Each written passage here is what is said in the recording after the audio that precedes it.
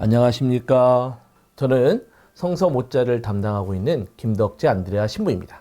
자, 오늘은 루카복음의 두 번째 시간이 되겠습니다. 이번 시간에는 루카복음이 담고 있는 이 구원에 대한 이야기들을 풀어나가고 있는데 어떻게 풀어나가고 있는지 또 좀 자세하게 좀 살펴보도록 하겠습니다. 그럼 시작 기도를 하고요. 시작을 하도록 하겠습니다. 성부와 성자와 성령의 이름으로 아멘. 사랑하신 주님, 이 시간 당신께서 함께해 주시고 또 저희들이 당신의 말씀을 공부하는 가운데 저희들의 믿음이 한층 더 커나갈 수 있도록 이끌어 주소서. 하늘에 계신 우리 아버지, 아버지의 이름이 거룩히 빛나시며 아버지의 나라가 오시며 아버지의 뜻이 하늘에서와 같이 땅에서도 이루어지소서. 오늘 저희에게 일용할 양식을 주시고 저희에게 잘못한 일을 저희가 용서하오니 저희 죄를 용서하시고 저희를 유혹에 빠지지 않게 하시고 악에서 구하소서. 아멘. 성부와 성자와 성령의 이름으로 아멘. 네, 이번 시간에는 루카복음의 두 번째 시간이죠. 이 시간대에 저희가 공부할 내용들은 구원자이신 예수님에 대한 부분인데요. 이 구원자이신 예수님에 대해서 루카는 설명하고 싶어서 너무나도 애가 탔습니다. 그러다 보니까 여러 가지 것들을 이야기해 주는데 그 대표적으로 어린 시절에 대한 이야기를 통해서 예수님이 구원자이신 예수님을 드러냈고 또 그 다음에 이 구원을 이끌어 가신 원동력이 누구이신가 라는 것을 성령의 강조를 통해서 드러냈을 뿐만 아니라 이 구원의 대상들에 대해서 이야기를 하기 시작합니다. 그러면서 구원의 대상들은 단순히 부자, 돈 많은 사람 이것이 아니라 이 사회적인 약자들이라고 할 수 있는 특히 여인들에 대한 이야기가 잘 등장되어 있거든요. 그래서 루카는 여인들에 대한 이야기를 통해서 또 자케오에 대한 이야기를 통해서 사회적인 약자들을 이야기를 하면서 또 구원을 위해서는 또 본인 스스로가 결단을 해야 된다는 것을 잘 보여줍니다. 그 결단에 대한 부분들이 제가 앞에 잠깐만 말씀드렸지만 자케오에서 또 그 구원을 위한 인간의 결단에 대한 모습들이 잘 드러나기도 하고 또 부자 청년에 대한 이야기 아마 아실 건데 그 부분 안에서도 이런 결단들이 잘 등장됩니다. 그런 거 안에서 이제 이 결단 안에서 기도에 대한 내용들을 들어가 있는데 이 전반적인 내용들을 하나씩 살펴보면서 우리 이번 시간 좀 함께 여러분들과 루카의 메시지들을 한번 마음속에 담아보도록 하겠습니다. 자, 제가 마테오복음 두 번째 강의에서 아마 임마누엘의 하느님을 말씀드리면서 예수님의 탄생 예고는 이 네 개의 복음서 중에 이 마테오하고 루카에만 나타나 있다라고 제가 분명히 말씀드렸습니다. 그 중에서 마테오는 요셉 중심을 통해서 다윗의 후손이라는 것을 강조했다라고 말씀드렸고, 루카복음은 마리아를 중심으로 해서 이 소명, 특히 판관계에 나와 있는 이 소명에 대한 부르심에 대한 내용들을 조금은 각색을 해서 이 소명에 대한 것들을 잘 알려주게 되었다라고 말씀드렸죠. 그러면서 마테오는 이 어린 시절에 대한 이야기, 즉 다윗의 후손이라는 걸 강조함으로써 주님께서 우리와 함께 하신다라는 것을 명확하게 설명해 줬을 뿐만 아니라 이 함께함은 지금도 마태복음의 마지막에 예수님께서 제자들과 함께 겟세마니라는 곳으로 가셨다라고 하면서 이 함께를 강조하고 있다라고 제가 말씀드렸습니다. 그런 가운데 루카 복음에서는 소명 중심이라고 이야기를 하면서 보라 그 이름을 예수라 하여라라고 하면서 예수는 바로 하나님이 구원이시다라는 것을 나타내는 이름이라는 것으로 말씀드렸습니다. 그래서 예수님은 구원자이시다라는 것을 루카는 강조했다라고 제가 말씀드렸는데요. 자, 그런데 여기에서 예수님은 구원자이시잖아요. 그죠? 이 루카는 예수님이 구원자이신 것을 나타내주고 싶은데 문제는 이거예요. 제가 마르코의 두 번째 시간이었나요? 아마 그럴 시간인데 그때 말씀드렸는데 이때 예수님이 유명했을까? 세례자 요한이 유명했을까? 라고 한번 말씀드린 적이 한 번 있어요. 그런 와중에 누가 유명했다고 말씀드렸죠? 세례자 요한이 유명했다고 제가 말씀드렸어요. 왜? 에페소에서 사도행전에 나오면 에페소인들이 알았던 세례는 예수님의 세례가 아니라 누구의 세례로? 요한의 세례만 알고 있었거든요. 그래서 그 당시 때에 당연히 예수님보단 세례자 요한이 유명했을 거예요. 그러나 세례자 요한이 구세주인가요? 구원자인가요? 그렇지 않거든요. 또한 제가 저번 시간에 루카는 어떤 인물이에요? 라고 말씀드리면서 루카는 이방인 그리스도인들에 대한 배려가 뛰어났을 뿐만 아니라 더욱더 중요한 바오로와 함께 복음 선포 여정을 떠났던 인물이 바로 루카복음입니다. 자, 그렇다면 루카는 이 사도행전에 나왔던, 특히 에페소에서 있었던 이 일을 바오로가 겪었던 일이거든요. 그럼 루카는 이 일을 몰랐을까요? 그렇지 않을 겁니다. 알았을 겁니다. 그죠?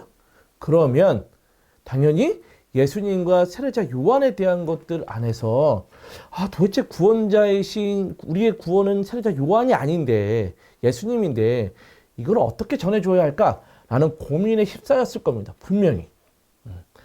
그러면서 루카는 선택을 했을 텐데 어떤 선택을 했겠냐면 예수님과 세례자 요한을 비교해보자 라고 선택했을 겁니다. 그래서 루카는 예수님의 탄생, 즉 세례자 요한의 출생 예고가 나오면 누가 나올까요? 바로 구원자이신 예수님의 탄생 예고가 등장됩니다.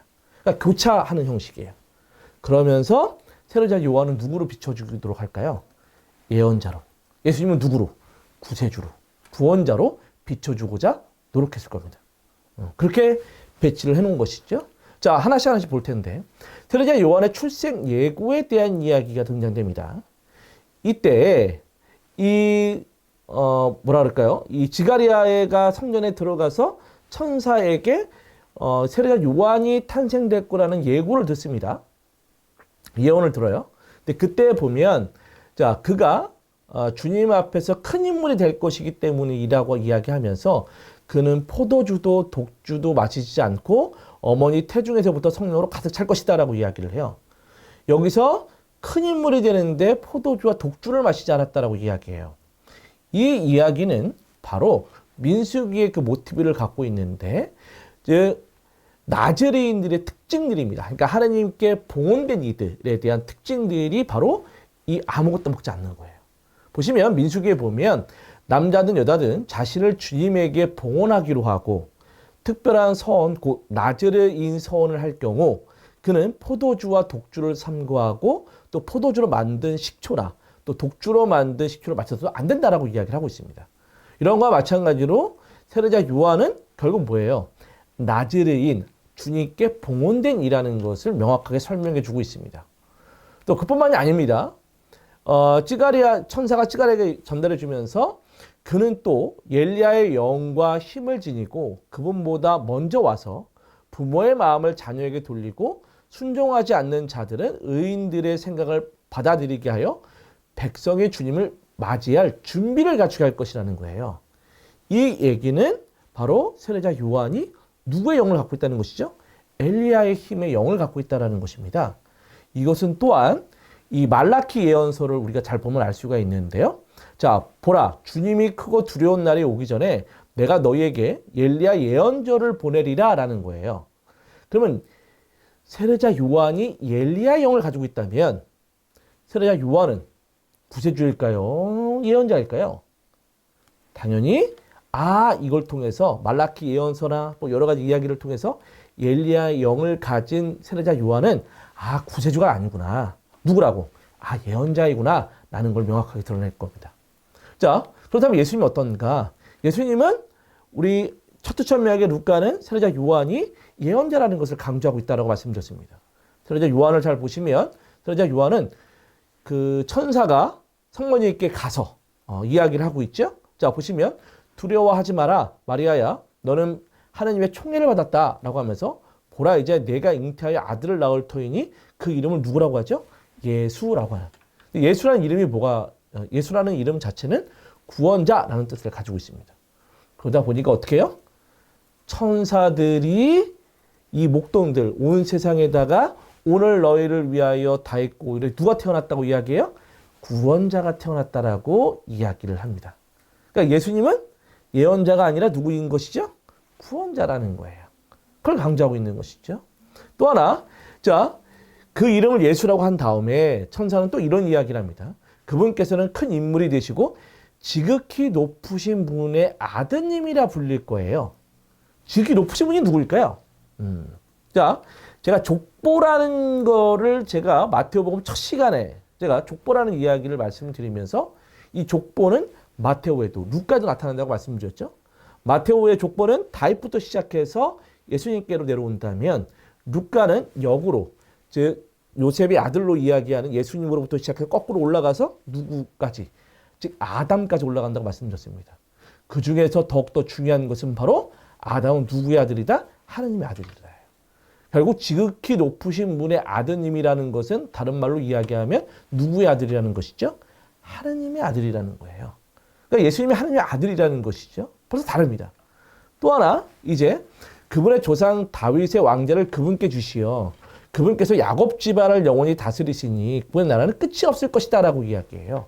제가 아마도 그 다윗에 대해서 제가 마르코 4번째 시간에서 아마 말씀을 드렸던 것 같아요. 순환기에서 말씀드린 것 같은데 이 마르코복음의 4번째 순환기에서 다윗은 어떤 인물인가 메시아를 제가 설명드리면서 다윗은 어떤 인물인가 라고 말씀드리면서 다윗에게는 하느님께서 사울과는 다른 약속을 하셨다고 제가 말씀드렸습니다.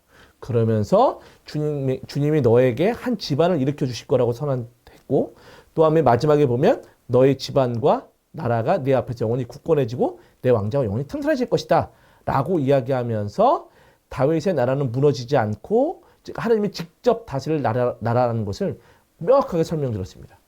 그렇다면 아까 말씀드렸던 천사가 성모님께 이야기했던 그분의 조상 왕자를 그분께 준다라는 것은 다른 말로 이야기하면 예수님이 하나님 나라를 갖게 될 것이고 또한 하나님의 아들 예수라는 뜻을 명확하게 설명해 줌으로써 예수님이 곧 구원자, 구세주라는 것을 명확하게 전달해 주고 있습니다. 자, 또한 예수님과 세례자 요한에 대한 비교를 계속 하고 있었죠. 또 하나입니다. 이제 노래도 마찬가지입니다. 마리아의 노래, 즉 예수님에 관련된 마리아의 노래가 나타나면 세례자 요한에 관련돼서는 찌가리아의 노래, 즉 아버지가 세례자 요한의 아버지인 찌가리아가 노래를 베풀면서 즉 이 아이가 어떤 인물이 될 것인지를 명확하게 설명해 주고 있습니다. 자, 보시면 먼저 마리아의 노래, 이 마니피카시라고도 하는 이 마리아의 노래를 좀 볼 텐데요. 이 마리아의 노래는 잘 보시면 내 영혼이 주님을 찬송하고 내 마음이 나의 구원자 하느님에서 기뻐 뛰느니 예요. 그러니까 하느님이 구해 주신다는 것이죠.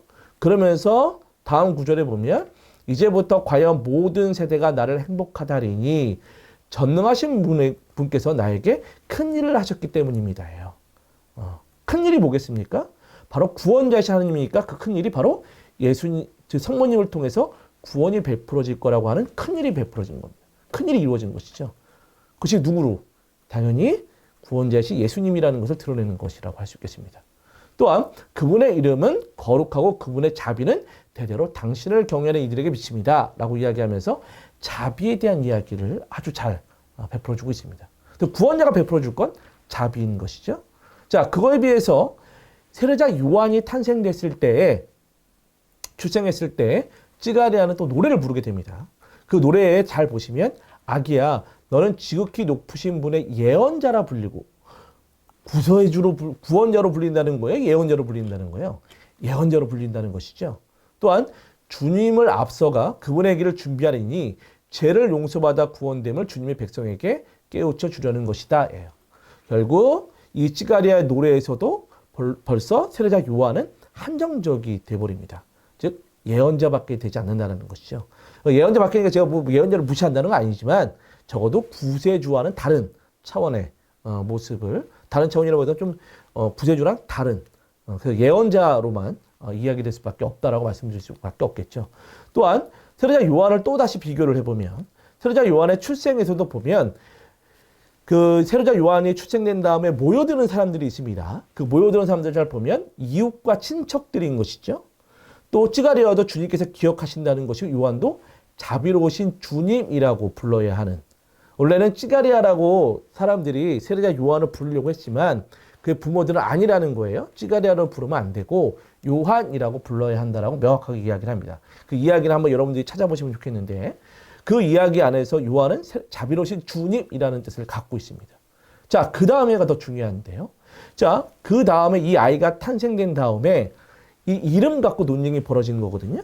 이러한 소문들이 주변 사람들한테 퍼져요. 근데 그 주변이 어디냐고 잘 보시면 그리하여 이웃이 이 모두 두려움에 휩싸였다. 그리고 이 모든 일이 유다의 온 산악 지방에 화제가 되었다는 거예요. 그러면서 이 아이가 대체 무엇이 될 것인지예요. 근데 이 아이가 무엇이 될지는 어느 지역이죠? 유다 지방일 거예요. 자, 세례자 요한은 유다 지방밖에 없어요. 그러나 예수님은 어떨까요? 구원자이시죠. 그분의 활동 무대는 유다만의 활동 무대가 아닙니다. 자, 보시면 그 무렵 예수님이 태어나실 때 그 무렵 아우구스투스 황제에게 칙령이 내려져 이 역사적 사실들을 강조하기 위한 것이지만 예수님의 탄생은 유다인들만의 역사적 사실이 아니라는 것을 등장해 줍니다. 즉 로마 전 세계의 역사인 것을 드러내기 위해서 이 아우구스투스 황제에게서 칙령이 내려졌다라고 하는 그 당시의 지배자 로마 황제 이름이 들어갈 수밖에 없었다는 겁니다. 왜요?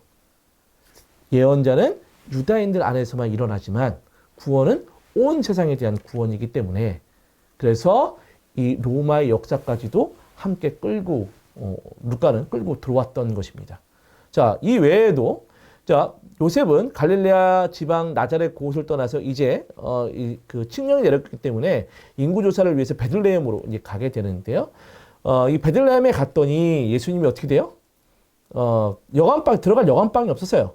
그러다 보니까 요셉이 여관방이 없다 보니까 마리아를 이 마구간이라기보다는 어떻게 보면 동물들이 지내는 곳일 수도 있겠죠. 거기에 이제 구유에 예수님을 놓였다라고 이야기하는데, 자 구유라는 것도 굉장한 큰 신학적 의미가 있습니다. 자 보시면 이 베들레헴 지역에 가면 예수님의 탄생 동굴과 구유 동굴이 있습니다. 근데 거기 보면 지금 제가 보여드리는 그림은 입구입니다.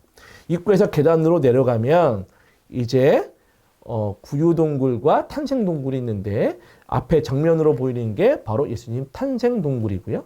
그 측면으로 보이는 게 예수님 구유 동굴입니다. 그러면 내려가니까 동굴이잖아요. 그죠? 그 당시 때는 우리는 예수님이 지금 이제 서서히 대림 시기가 오면서 이제 구유를 짓지 않겠습니까? 근데 구유를 지을 때 뭐 초가지로 짓는 분도 있고 막 이러지만 우리나라 형식의 구유와 그 당시 때의 유대인들이 갖고 있던 구유 형식은 달랐습니다. 주로 그들이 사용했던 구유는 동굴 구유입니다. 근데 이 동굴 구유가 갖고 있는 의미가 굉장히 적해요. 여기다 축사를 잘 보시면 사방이 뚫려 있습니다. 그죠? 사방이 뚫려 있으니까 어떻게 돼요? 환기가 잘 됩니다. 그러니까 결국 악취가 잘 나긴 나지만 그래도 악취가 사실 좀 덜 나게 되는 것이죠. 근데 동굴 구유를 보시면 동굴 안에는 천장이 낮아요. 그죠? 환기가 잘 되지 않습니다. 그러다 보니까 뭐가 있을 수밖에 없어요? 악취가 심할 수밖에 없습니다. 자, 두 번째로는 위생적으로도 깨끗하지 못할 겁니다. 동굴은. 또 왜냐하면 동굴은 낮잖아요. 그러니까 사람이 들어가기도 불편하니까 잘 치우지도 않았을 겁니다. 못했을 겁니다. 그러다 보니까 이 악취가 나고 아주 더럽고 이것을 신학자들은 뭐라고 이야기하냐면 바로 인간이 죄 지은 마음을 이 동굴의 구유에 잘 비유합니다. 그래서 즉 동굴구 이 악취나고 더러운 구유에 예수님이 태어났다라고 하는 것은 죄로 거대한 악취가 나고 죄로 아주 더러운 인간의 마음 안에 예수 그리스도가 찾아왔다는 것을 의미하기도 합니다. 엄청난 의미인 것이죠. 그죠? 결국 우리가 예수님의 탄생을 기념한다는 것은 내 마음속에 예수님을 받아들인다는 것을 의미할 수 있고 내가 더럽고 또 악취나는 여러 가지 죄 속에 있지만 그 죄를 누가 구해 주실 것이라고 하는 누가 깨끗이 지워줄 거라고 하는 바로 예수님이 구원자이신 예수님이 우리들을 즉 깨끗이 없애줄 거라고 하는 이러한 어떤 신학적 의미가 담겨져 있습니다. 또한 우리가 찾아가서 구원자이신 우리가 찾아가서 주님 구해주세요라고 얘기해도 현찰할 판인데 누가 찾아오시는 것이죠? 구세주이신 구원자이신 예수님이 우리를 찾아오신 겁니다. 이와만큼 얼마나 큰 은총이 어디 있겠습니까?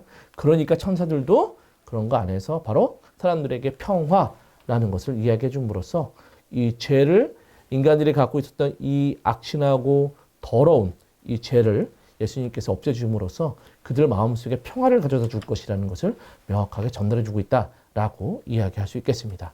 자, 또한 예수님의 탄생에 대한 것들을 좀 더욱더 좀 들여다보면 이 베들레헴이라고 불리는 다윗고을로 올라갔다라고 이야기합니다.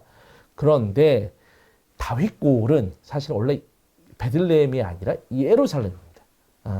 그런데 이 다윗골을 베들레헴이라고 불린 것은 바로 미카 예언사의 성취 때문에 그렇습니다. 자, 미카 예언서 5장 1절을 보면 너희 에프라타의 베들레헴아 너는 유다 부족 가운데 보잘것없지만 나를 위하여 이스라엘을 다스릴 이가 너에게 나오리라 라는 거예요.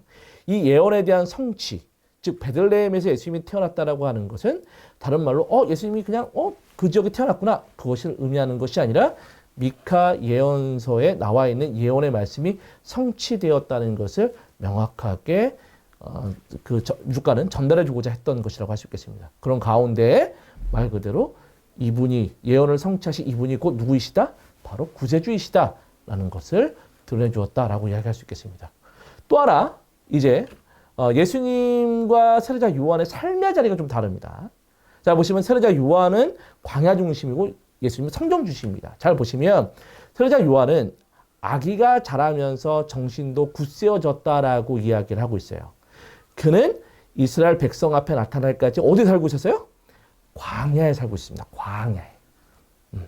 그거에 비하면 예수님은 어디서 살고 있었을까요? 예수님 광야가 아닙니다. 예수님은 어떻게 하죠? 12살이 되던 해에 축제 관습에 따라서 어디로 올라가? 예루살렘 성전으로 올라갑니다. 그 와중에 이 부모님들이 예루살렘 성전에서 예수님을 놓쳐요. 그러고서 막 이 부모님들이 예수님을 막 찾아 돌아다니다가 성전 안에서 율법학자들과 막 대담을 하고 있는 예수님을 발견합니다. 이러면서 부모님들이 얘야 우리에게 왜 이렇게 하였느냐 내 아버지와 내가 너를 어떻게 찾았다라고 성모님이 이야기하시죠. 그 이야기에 예수님은 명확하게 왜 저를 찾았습니까? 저는 제 아버지의 집에 있어야 하는 줄을 모르셨습니까? 그러니까 예수님이 원래 지내야 됐던 곳은 어디였다는 거예요? 바로 성전이라는 것을 명확하게 이야기해 주는 것입니다. 어떻게 보면 세례자 요한의 삶의 자리와 예수님의 삶의 자리가 너무나 판약이 다른 것이죠. 왜?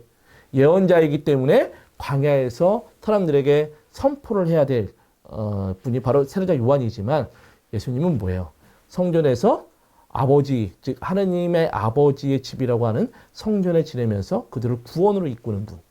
명확하게 차이가 있는 것이겠죠. 이런 거 안에서 루카는 구세주이신 예수님을 명확하게 드러내고 있다라고 할 수 있겠습니다. 그런 가운데 이제 이 구원을 이끌어가는 분, 이 누구이실까라고 이야기했을 때 이 루카는 구원을 이끌어 가시는 분은 성령의 힘이야 라는 것을 아주 강조합니다. 잘 보시면 성모님이 계시는데 이 성모님에게 천사가 찾아오죠. 그런 가운데 천사가 성모님께 이야기를 합니다. 성령께서 너에게 내려오시고 지극히 높으신 분의 힘이 너를 덮을 것이다. 그러니까 성모님의 예수님의 잉태는 누굴 통해서? 성령을 통해서. 결국 구세주이신 예수님을 성모님이 잉태할 수 있었던 것은 성령의 힘이라는 거예요. 자, 또 하나 이 하나님의 구원을 그토록 애타게 보고 싶었던 사람이 하나 있었는데 그 사람이 시메온입니다. 이 시메온이 구원자이신 예수님을 만나게 되는데 이 만나게 될 때 누구의 이끌림으로 만나게 되는지 잘 보시면 성령이십니다. 자, 보시면 자 예루살렘에 시메온이라는 사람이 하나 있습니다. 이 사람이 의롭고 독실해서 이스라엘의 위로를 받을 때를 기다리던 이유인데 이 위로가 바로 구원이 의미하는 것이거든요. 자, 예수님께서 그 위에 머무르셨다. 성령께서는 그에게 주님의 그리스도를 뵙기 전에는 죽지 않으리라고 알려주었고 또 시메온이 성령에 이끌려서 성전으로 들어갑니다. 그러면서 그는 아기를 두 팔로 받아 안고 이렇게 하나님을 찬미하는 것. 그러니까 결국 구원을 볼 수 있도록 이끌어 주신 분이 누구예요? 바로 성령이십니다. 그러한 성령의 이끌림에 의해서 시meon은 명확하게 이야기한 것이죠. 그 아기 예수님을 받아들이면서 주님 이제야 말씀하신 대로 당신 종을 평화로이 떠나게 해주셨습니다. 제 눈이 당신의 구원을 본 겁니다. 누굴 보면서 이야기하고 있는 거죠? 예수님을 보면서. 예수님이 곧 누구라고? 구원자이심을 명확하게 드러내는 것이라고 할 수 있겠습니다. 그런 거 안에서 이러한 구원은 아까 우리가 아우쿠투스 칙령 황제 때 일이라고 말씀드렸잖아요. 예수님의 구원은 이스라엘 백성들만의 구원일까요? 그렇지 않죠. 자, 시meon은 명확하게 또 이야기하죠. 주님, 이제 말씀하신 대로 당신 종을 평안히 떠나가게 해주셨습니다. 제 눈이 당신의 구원을 봤는데 이는 당신께서 모든 민족들 앞에서 마련하신 것이라는 것입니다. 결국 하나님의 구원은 이스라엘 백성들에 대한 구원만이 아니라 모든 민족들한테 마련하신 온 인류에 대한 구원임을 명확하게 선포한다라고 말씀드릴 수 있겠습니다. 그러나 이것을 마련해 주신 분이 누구예요? 성령이신 거예요. 이끌어 가신 분도 성령입니다. 또한 예수님의 공생활의 시작도 마찬가지입니다. 루카는 예수님의 공생활의 시작도 누구와 함께? 성령께서 이끄셨다라고 명확하게 이야기합니다. 예수님의 세례시에 성령께서 비둘기 같은 형체를 위해서 내려오시고 또 예수님이 광야로 갈 때도 어떻게? 예수님께서 성령에 가득 차서 요르단강에서 돌아오셨고 성령에 이끌려서 광야로 나가게 됩니다. 이러한 모습 안에서 결국 예수님의 공생활의 시작도 성령을 강조함으로써 구원을 이끄시는 분으로 바로 성령 안에서 또 성령과 함께 예수님의 공생활이 시작되었어요 라는 것을 명확하게 설명해 주고 있다라고 이야기할 수 있겠습니다. 또한 예수님께서는 이제 갈릴레아로 돌아다니시는데 이때 돌아다닐 때도 성령의 힘을 지니고 갈릴레아로 돌아다니셨다라고 이야기합니다. 이걸 통해서 복음 선포의 참된 동력은 바로 성령이심을 루카는 명확하게 드러내고 있다고 할 수 있겠죠. 또 하나입니다. 예수님이 구원에 대한 기쁜 소식을 선포할 때도 주님의 영이 위에서 내려서 그 은혜로운 해를 선포하게 하셨다라고 이야기하면서 복음 선포의 원동력은 아까 뭐다? 성령이라는 것을 명확하게 강조해 주고 있다라고 말씀드릴 수 있겠습니다. 자, 이제 그렇다면 구원의 원동력이 성령이시면 이제 진정 구원을 받을 대상에 대해서 우리가 살펴봐야 될 텐데요. 그 대상들은 바로 루카는 명확하게 설정해 놓고 있습니다. 바로 사회적 약자들입니다. 자, 보시면 제가 예수님의 탄생 예고를 설명드리면서 예수님의 탄생 예고를 마태오는 누굴 중심으로? 요셉 성의를 중심으로. 그리고 루카는 누구 중심으로? 성모님을 중심, 여인들, 성모님을 중심으로 말씀드렸죠. 이런 것과 마찬가지로 루카는 여인들에 대해서 아주 잘 이야기를 담아놓고 있습니다. 굉장히 많습니다. 여인들의 이야기는. 뭐 과부의 외아들을 살린다든지 또 죄 많은 여인을 용서하신다든지 뭐 여자들의 어떤 예수님의 활동을 돕는다든지 뭐 마르타와 마리아에 대한 이야기 또 예루살렘 여인들을 위로하시는 장면들. 이건 루카에만 담겨져 있는 이야기들이라고 할 수 있겠습니다.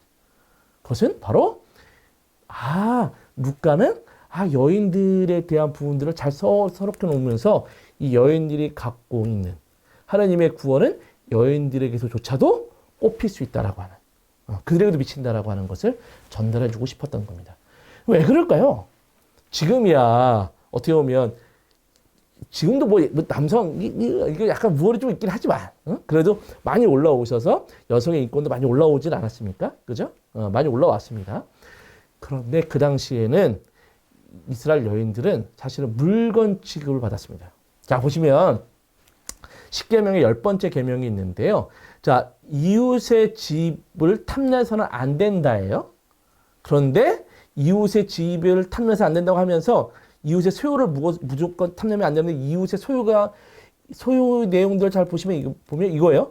이웃의 아내나 남종, 여종, 소나 낙이 할 것 없이 이웃의 소유는 무엇이 탐내면 안 돼요. 그러니까 이웃의 소유라는 것 안에 소유에 누구도 들어가 있는 거죠? 즉 아내가 들어가 있는 겁니다. 그죠? 그러니까 결국 여인들은 제가 얘기한 건 아니에요. 예, 그 당시 때 그런 거니까 저는 아닙니다. 저는 그런 마음이 축구도 없어요. 네. 그런데 그 당시 때 여인들은 남자의 재산 목록 중에 하나였습니다. 그러니까 물건 취급을 받았던 것이죠. 그러다 보니까 그들은 사회적으로 굉장히 약자일 수밖에 없었습니다. 그러다 보니까 그 약자들에 대한 보호라고 이야기할 수 있겠지만 그들이 얘기하는 건 보호지만 그래서 얼굴을 가리고 이게 두건을 쓰고 다니는 그걸 보호하기 위해서 그런 모습들도 그 이스라엘 백성들 안에서 특히 그 당시 때 여자들이 베일을 쓰면서 이렇게 얼굴을 가리는 것이죠. 이런 거 안에서 생활했다라고도 이야기할 수 있겠습니다. 이런 거 마찬가지로 루카는 사회적 약자에 대한 배려를 굉장히 강조합니다. 그들이 바로 뭐 받을 거라고 구원의 대상들이라는 것을 명확하게 전달해주고 있는 것이죠. 이것은 또한 혼인잔치에 대한 비유 여러분들 기억나시나요? 네, 혼인잔치 비유에서도 잘 드러납니다. 혼인잔치 비유는 이 마테오와 루카의 공통적으로 나타나는 이야기인데요. 이 마테오와 루카 안에서 잘 들여다보시면 자, 분명히 이 잔치를 연 이 사람이 초청장을 보냈죠? 근데 아무도 응하지 않았습니다. 그러다 보니까 이 잔치를 연 사람은 누구라도 데리고 오라고 이야기하죠. 이때 마테오에서 이야기하죠. 그걸 어겨나가서 아무나 만나는 대로 잔치를 데려오너라라고 이야기해요. 이때 종들이 나가서 이 혼인잔치에 사람들을 끌어모으는데 그 끌어모으는 대상들을 잘 보시면 그래서 종들은 거리에 나가서 악한 사람, 선한 사람 할 것 없이 만나는 대로 데려왔다는 거예요. 그러니까 선하냐 악하냐예요. 즉 잘한 일을 하느냐 잘못한 일을 하느냐. 그러니까 이건 율법에 대한 기준이라고 이야기할 수 있겠죠. 어떻게 보면 율법을 잘 지켰던 사람은 선한 사람, 율법을 지키지 못한 사람은 악한 사람. 그거 할 것 없이 다 오라고 얘기했다는 거예요. 마테오복음은. 그에 비하면 루카는 어떻게 할까요? 루카는 집 주인이 노하여 종에게 일렀다. 어서 고을의 한길과 골목으로 나가 가난한 이들, 장애인들과 눈먼 이들과 다리 저는 이들을 이리로 데려오라는 거예요. 다르죠. 마테오는 악한 사람, 선한 사람이지만 루카는 아니에요. 사회적 약자들인 겁니다. 아주 약자들이에요. 그런데 이 사회적 약자들에 대한 배려가 곧 루카에서 아주 잘 드러나는데 이 사회적인 약자들도 이렇게 해야 됩니다. 뭐냐면 구원을 받아들였어요. 구원을 받아들이는데 뭐가 필요하겠습니까? 결단이 필요합니다. 결단. 루카는 그 결단을 강조합니다. 자, 그걸 볼 텐데 하느님 나라와 부자에 대한 이야기 여러분들 들어보신 적 있을 겁니다. 이것이 부자 청년에 대한 이야기이기도 하거든요. 마르코에서는 뭐 어떤 사람, 또 마테오에서 어떤 젊은 사람이라고 이야기하고 루카에서는 권력가, 어떤 권력가라고도 이야기를 하는데 이 부자 청년이 통치에서 부자 청년이라고 제가 얘기하겠습니다. 이 부자 청년이 예수님께 와서 선하신 스승님, 제가 무엇을 해야 영원한 생명을 받을 수 있겠습니까? 라고 물어봐요. 이랬더니 예수님이 내가 왜 선하다고 이야기하느냐. 선하신 분은 주님밖에 없다. 하느님밖에 없다. 이런 가운데 그렇다면 너는 계명을 알지 않느냐. 이 계명을 지키면 영원한 생명을 이룰 수 있다. 라고 이야기를 예수님이 말씀하셨어요. 그랬더니 이 부자는 그런 것들은 제가 어려서부터 다 지켜왔습니다. 이게 좀 뭔가 잘난 척하고 있는 것이죠. 그러니까 예수님이 어떻게 합니까? 예수님이 흐뭇하시긴 하셨어요. 벌써 계명도 다 지키고 있구나. 정말 대단한 아이다. 근데 너에게 모자란 것이 하나 있는데 가진 것을 팔으라는 것이죠. 날 따라오라는 거예요. 자, 그 내용들을 좀 보실까요? 자, 왜 결단이 필요한지. 자, 마르코에서도 또 비슷합니다. 너에게 부족한 것이 하나 있다. 가진 것을 팔아서 가난한 이들에게 주고 나를 따라오라는 거예요. 마르코와 마테오도 비슷합니다. 가진 것을 팔으라는 거예요.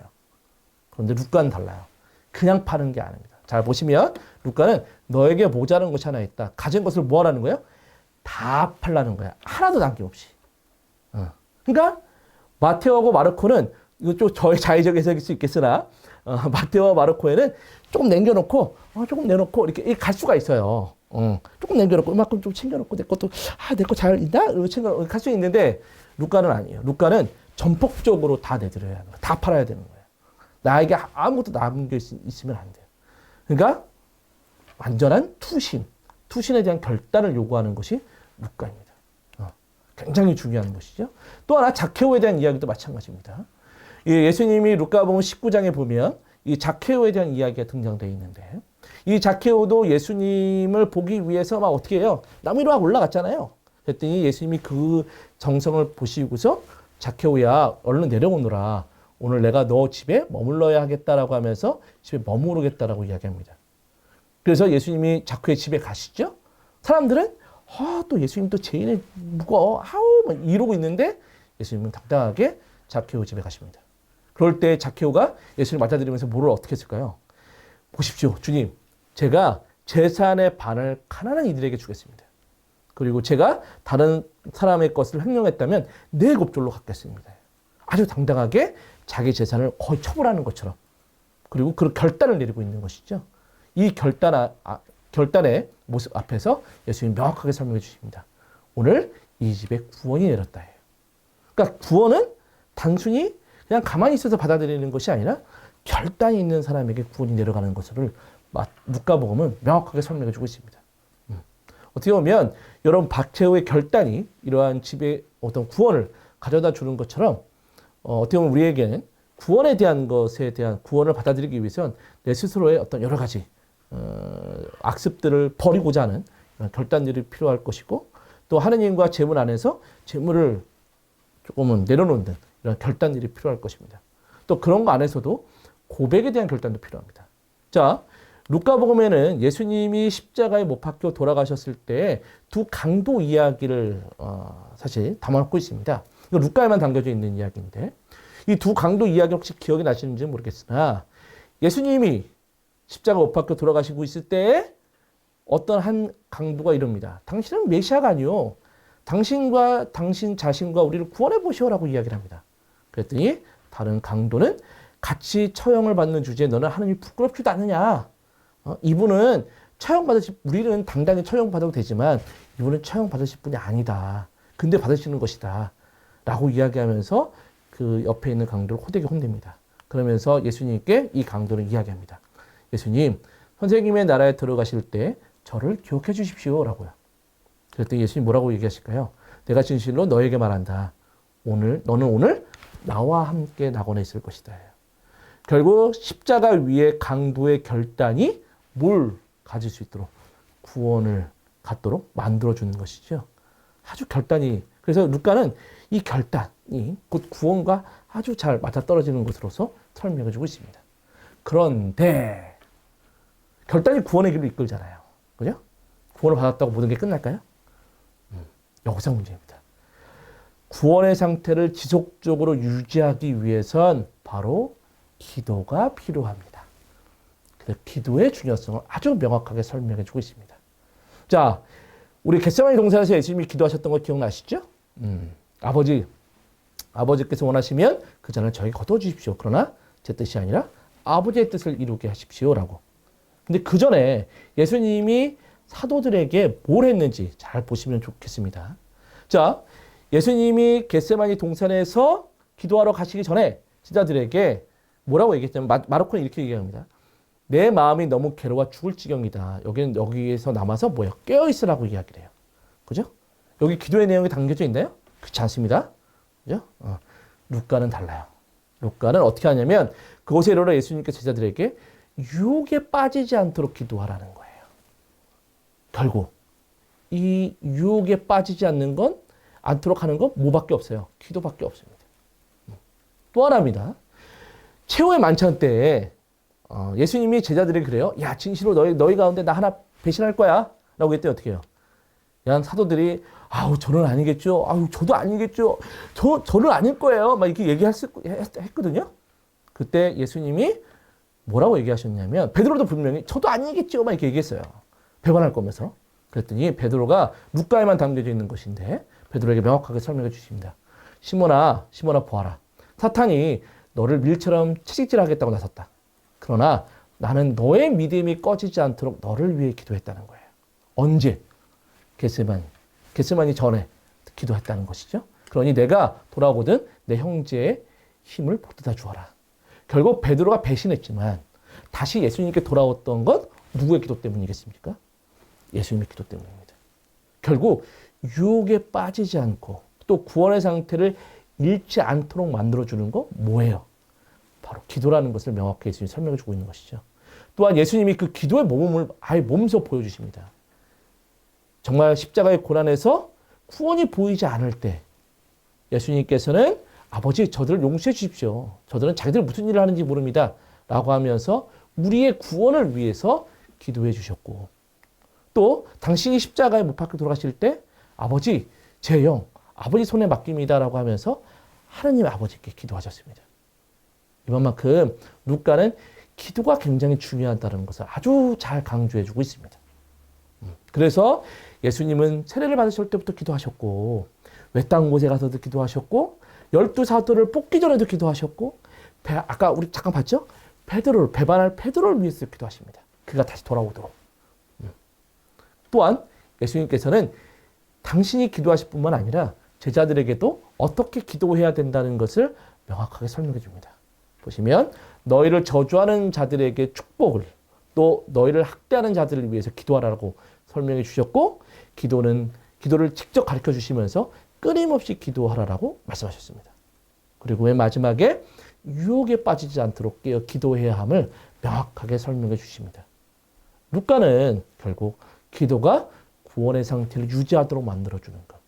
또 구원받은 이들이 유혹에 빠지지 않도록 만들어주는 건 기도였다는 것을 명확하게 우리들에게 제시해주면서 우리가 기도의 삶을 살도록 이끌어주고 있는 복음서가 루카 복음서라고 할 수 있겠습니다. 자, 이제 좀 정리를 좀 해보도록 할까요? 루카는 아까 말씀드렸던 구원자이신 예수님에 대해서 명확하게 강조했다라고 이야기했습니다. 그러면서 예수님의 어린 시절을 통해서 두 인물을 비교함으로써, 그죠? 그러자 요한과 예수님에 대한 이야기를 잘 비교함으로써 어떻게 예언자의 모습과 구세주의 모습을 명확하게 전달해 주면서 예수님이 곧 누구이심을, 구세주이심을 명확하게, 구원자이심을 명확하게 드러내고 있다라고 말씀드렸습니다. 그런 가운데 구원의 원동력은 바로 성령이심을, 그래서 성령의 힘을 지니시고 예수님이 갈릴레아를 돌아다니시는 것을 모습을 통해서 구원의 원동력은 성령이시구나 라는 것을 명확하게 설명해 주면서 이 구원받을 대상들, 즉 예수님께서 구원해 줄 구원의 대상들이 누구이신가 라는 것을 통해서 여인들의 이야기를 통해서 사회적인 약자들에 대한 부분들을 명확하게 설명해 주셨습니다. 그리고 아까 혼인잔치 비유를 우리가 봤던 것처럼 가난하고 장애인들, 또 눈먼이들과 다리 저는 이들이 곧 구원의 대상들이라는 것을 명확하게 전달해 주면서 사회적인 약자들을 보호하는 것, 이것이 바로 그리스도인들이 해나가야 될 일이라는 것을, 구원의 일이라는 것을 명확하게 루카는 전달해 주고 있습니다. 그런 가운데 구원은 그냥 얻어지는 건가요? 그냥 얻어지는 것도 있죠. 그러나 구원에 대해서는 가장 중요한 건 그 앞에서 구원을 받아들인 이 사람은 결단을 내려야 한다는 것이죠. 즉 가진 것을 다 팔아야 한다는 것을 우리가 부자 청년에 대한 이야기를 통해서 보았던 것처럼 나의 모든 것을 투신해야 된다는 것을 명확하게 설명해 주고 있습니다. 결국 구원에 대한 상태에 이르기 위해서는 결국 구원을 하나님께서 우리에게 무상으로 주시지만 그 구원의 상태를 잘 유지하기 위해선 결단이 필요한 거고, 그 결단의 중심에 뭐가 있겠습니까? 기도가 있다는 것을 명확하게 루카는 설명해 주고 있습니다. 그래서 우리가 유혹에 구원의 상태에 이르렀지만 유혹에 빠지지 않도록 하기 위해서는 어떻게 됩니까? 기도해야 된다는 것. 그리고 그 기도 안에선 루카는 분명히 예수님이 베드로의 배반 전에 분명히 베드로를 위해서 기도하셨다는 것을 잘 생각하시고, 또 십자가 위에서 당신을 죽이는 이들을 위해서 기도하셨다는 것. 그것이 기도가 누구의 기도겠습니까? 바로 믿음이 약한 우리들을 위한 기도였을 것입니다. 그리고 예수님께서는 우리들을 위해서 지금도 기도하고 있다는 것을 마음속에 잘 되새기시면서 우리가 좀 더 기도에 대한 중요성을 다시금 일깨울 수 있는 시간들이 되었으면 좋겠습니다. 자, 이제 전체적으로 한번 종합해보죠. 마무리죠, 마무리. 그죠? 자, 구원자이신 예수님을 루카는 잘 강조했다고 말씀드렸습니다. 그런 거 안에서 우리는 결단과 끊임없는 기도 속에서 또 우리가 구원의 대상들이 사회적 약자라고 말씀드렸죠? 이 사회적인 약자들을 구원하기 위해서 내 스스로도 노력할 수 있어야 합니다. 그런데 구원의 원동력이 누구이시죠? 바로 성령이시죠. 결국 우리가 기도를 한다는 것은 단순히 나의 소원만 이게 아니라 우리가 사회적 약자를 구원할 수 있어야 하고 또 내 구원의 상태가 잘 유지되기 위해서 성령께 도움을 청하는 기도해야 합니다. 이런 거 안에서 루카가 여러분들에게 제시해주고자 하는 이 내용들을 다시금 잘 생각해 보시면서 또 한편으로는 다음 시간에 사실은 순환기가 있겠지만 그 순환기에 대한 부분들을 미리 읽어보신다는 마음으로 루카복음 22장, 23장을 다시 한번 복습적으로 한번 읽어보시면서 예수님이 베드로를 위해서 기도했다는 것, 또 우리를 위해서 기도하고 있다는 것, 또 거기 안에서 두 강도 중에 한 강도는 결단 속에서 구원을 받아들이고 있다는 것들, 이것들을 잘 기억해 보시면서 한번 읽어보실 수 있었으면 좋겠고, 다음 시간에는 아까 보시면 알겠지만 얘의 이야기가 많아요. 그죠? 루카에는 아주 이야기가 많습니다. 그 이야기들 중에 몇 가지들을 좀 선정해서 아예 여러분들에게 이야기를 들려주면서 이 이야기가 담고 있는 의미들이 무엇인지를 조금은 말씀드리는 그러한 방식으로 다음 시간에 강의를 이끌어 가도록 하겠습니다. 그래서 다음 시간에는 제가 막 떠드는 것보다는 한 편의 이야기, 동화 이야기, 이거를 화면으로 좀 보시면서 좀 루카가 전해주고자 하는 메시지들을 좀 잘 전달될 수 있지 않을까라고 생각이 듭니다. 자, 그러면 마친 기도로 영광서 바치면서 이 부족한 강의 들어주셔서 정말 감사드립니다. 자, 성부와 성자와 성령의 이름으로 아멘. 하나님 감사합니다. 영광이 성부와 성자와 성령께 처음과 같이 이제와 항상 영원히 아멘. 성부와 성자와 성령의 이름으로 아멘. 네, 수고하셨습니다. 구독과 좋아요, 알림 설정 부탁드려요. 퀴즈. 야, 여러분들, 우리 그때 상상설교 제가 이렇게 마태오복음 하면서 퀴즈를 제가 드리지 않았겠습니까? 퀴즈의 답은 여러분들 잘 알고 계시죠? 2번 상상설교라는 거 여러분들 잘 아실 겁니다. 그래서 그것에 대해서 우리가 추첨을 또 통해서 또 우리가 또 선물을 또 맞추신 분들께 또 드리고자 합니다. 이 선물은 곧 있으면 이제 성탄절이 다가오니까 이쁜 구유를 저희가 준비했습니다. 그래서 총 5분께 이쁜 구유를 드릴 거고요. 요게 이걸 키시면 이거 LED도 나와요, 불도 나와요. 얼마나 이쁘지 않습니까? 그래서 추첨을 통해서 총 5분께 선물을 드리도록 하겠습니다. 그럼 추첨의 시간을 갖도록 하겠습니다. 자, 여러분들 마음속으로 두두두 내 거 올려라 성호가 한번 그시고 하시면 좋겠습니다. 네, 그러면 우리 뽑도록 하겠습니다. 네, 자, 첫 번째 뽑으실 분은 배아니엘스 노엘 자매님 뽑으셨습니다. 축하드립니다. 네, 자, 그러면 두 번째 분을 뽑겠습니다. 자, 두 번째 분은 자 보시면 자, 두 번째 분은 우리 또 양경모 시모님이 뽑히셨습니다. 네, 양경모 축하드립니다. 네, 그러니까 색깔이 좀 다르시죠? 네, 조작방송입니다. 네. 그래서 양경모 시모님 너무 또 저희들에게 또 열심히 또 댓글도 달아주시고 또 첫 번째 댓글 너무 열심히 해주셔서 양경모 시모님을 뽑기 위해서 이런 조작방송을 했었어요. 조작. 네. 그 양경모 시모님께는 조작방송이기 때문에 그걸 들을 수는 없죠. 그죠? 그러니까 어떻게 양경모 시모님께는 신부님은 갖지 말고 좀 나눠주라는 의미로 요런 거 그래서 신자분들에게 좀 나눠주리라고 그런 걸로 양경모 신부님께 드리도록 하겠습니다.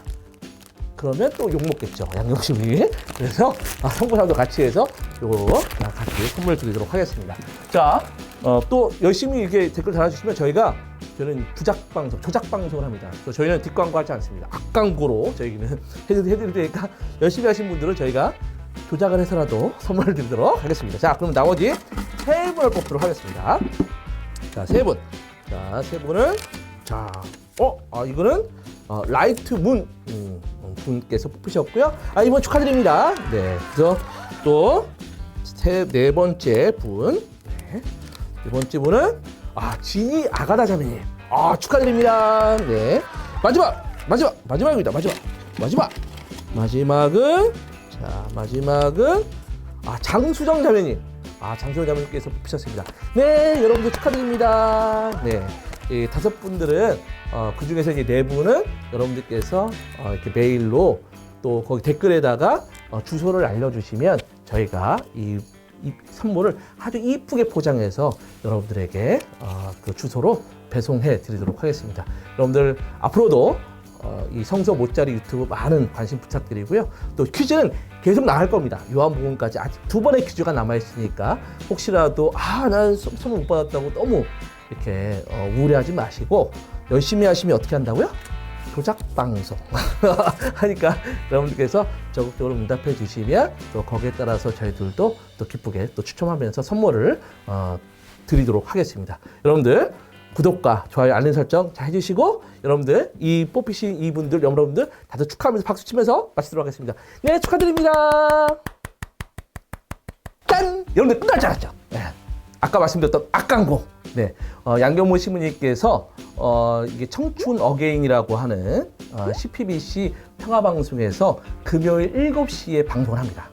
양경모 신부님께서 이 노인사목에서 하시는 방송이 있으니까 여러분들 꼭 챙겨주시고 또 하나 여기 성서 모짜리 유튜브 보시면 가서본부이라는 게 있습니다.